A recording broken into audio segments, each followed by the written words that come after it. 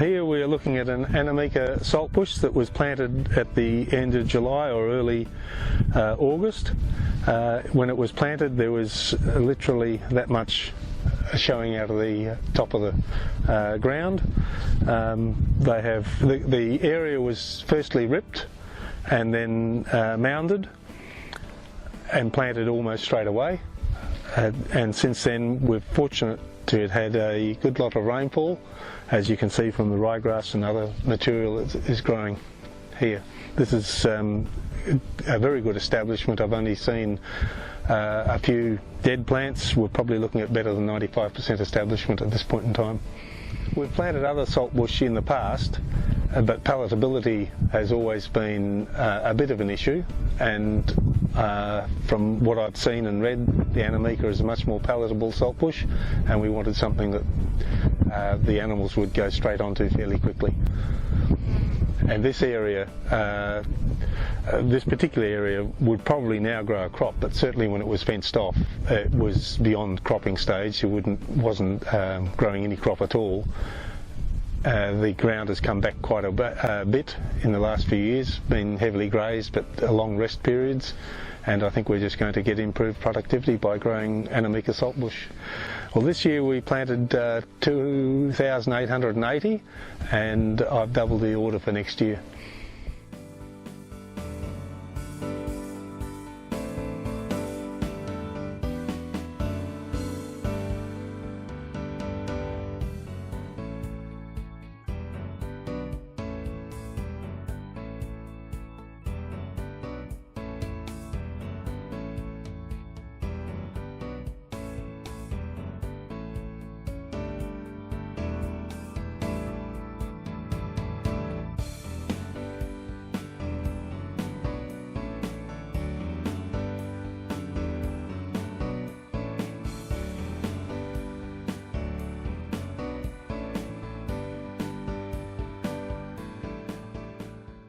Brushwood, I'd been to a seminar up at Myling probably in the early 2000s from someone from Perth, and didn't like the way he was looking at the whole project.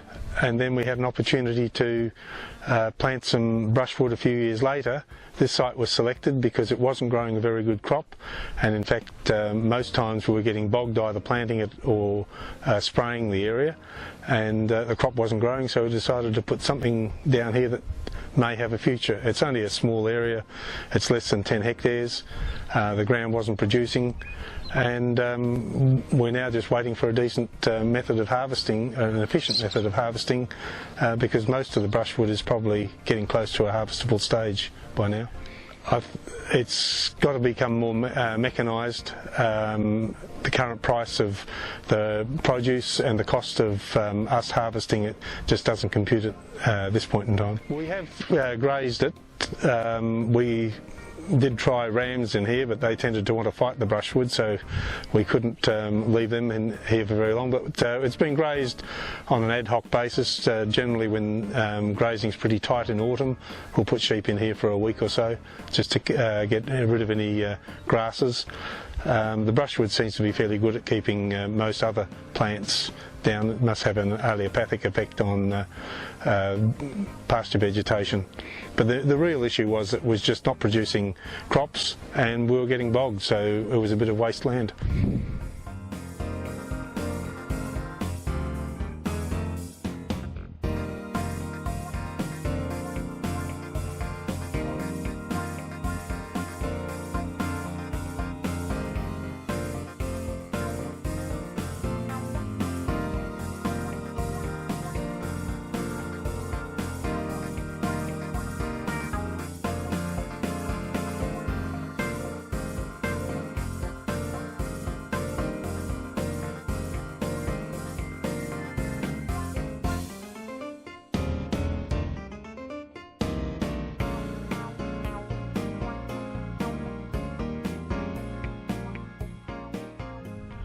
Project here enabled us to get on and get a larger area done very quickly. We'd been contemplating doing something down on this flat country for quite some time, and had been planting small quantities of trees over an extended period of time. We've just recently worked out there's probably over 60,000 of these oil mallees planted in the last 10 years, really only in 2 major lots. This has been designed and planned so that eventually we can cut this flat land up into long narrow paddocks and get a better grazing potential out of it.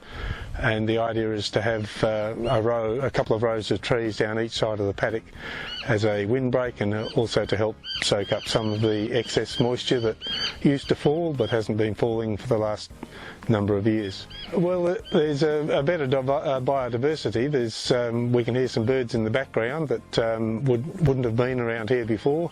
The trees are flowering, so there's more bees around, and I think biodiversity and just diversity in general is something that we're lacking as a community.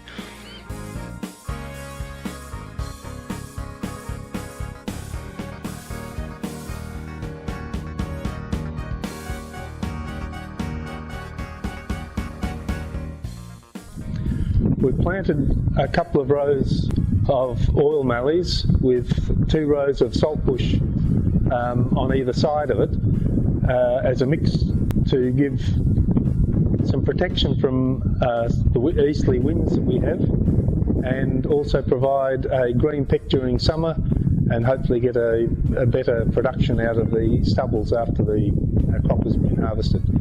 It's a mix of both sheep and cattle.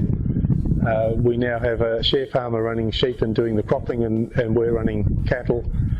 Cattle is generally on the lower country during the winter, more salt affected. In the summertime they come up and on the higher country and get rid of the stubbles. Ideally it'd be grazed for perhaps a week at a time every 5 to 6 weeks. Effectively it's grazed for longer than that and less often. That's just the reality of what happens.